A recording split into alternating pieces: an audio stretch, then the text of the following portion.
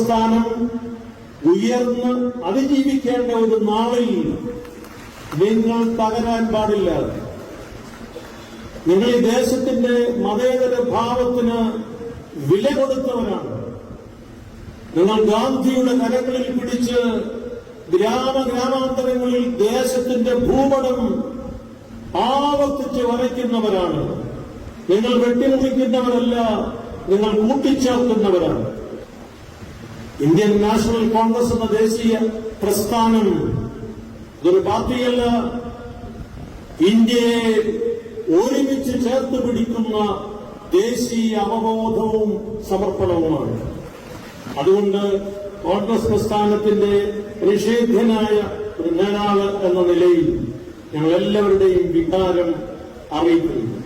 നിങ്ങൾ ശക്തമായി മുൻപോട്ട് പോകുമ്പോൾ ഈ ദേശത്ത് ഇനിയും മനസ്സിലാക്കപ്പെടുവാൻ സാധിക്കാത്ത വിഷയങ്ങൾ കൂടി എല്ലാവരും മനസ്സിലാക്കും.